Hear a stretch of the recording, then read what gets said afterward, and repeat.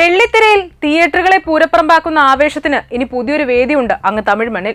ദളപതി എന്ന വാക്ക് കേൾക്കുമ്പോൾ ഉയരുന്ന ആരവം ഇനി മുദ്രാവാക്യങ്ങളായി മാറുമ്പോൾ അത് വെറും ഒരു രാഷ്ട്രീയ അരങ്ങേറ്റമല്ല, മറിച്ച് ദശാബ്ദങ്ങളായി തമിഴകം കണ്ടുശീലിച്ച ചരിത്രത്തിന്റെ ആവർത്തനമാണ്.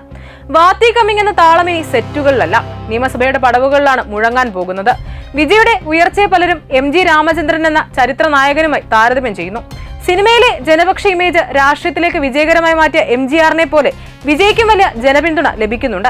എന്നാൽ MGR രാഷ്ട്രീയ ശൂന്യതയിൽ നിന്ന് ഉയർന്നപ്പോൾ വിജയ് കടന്നു വരുന്നത് ശക്തമായ സഖ്യങ്ങളും പാർട്ടികളും നിലനിൽക്കുന്ന മത്സരഭരിതമായ രാഷ്ട്രീയ സാഹചര്യത്തിലേക്കാണ് എന്നതാണ് പ്രധാന വ്യത്യാസം.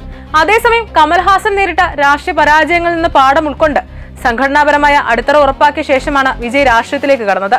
സിനിമയിൽ നിന്ന് മാറി നിൽക്കാനുള്ള പ്രഖ്യാപനവും അദ്ദേഹത്തിന്റെ വിശ്വാസ്യത വർദ്ധിപ്പിച്ചു. സാമൂഹ്യ പ്രവർത്തനങ്ങളും സ്ഥിരമായ ജനസമ്പർക്കവും അദ്ദേഹത്തെ ജനങ്ങളുടെ നേതാവെന്ന നിലയിൽ ഉയർത്താൻ സഹായിച്ചു.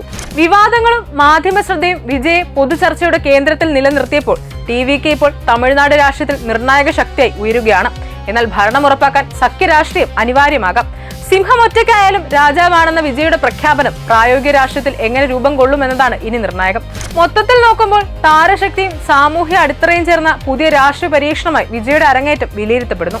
ഇത് തമിഴ്നാട് രാഷ്ട്രീയത്തിന്റെ ഭാവി എങ്ങോട്ട് നയിക്കുമെന്നത് ഇനി വരാനിരിക്കുന്ന നാളുകൾ തെളിയിക്കും.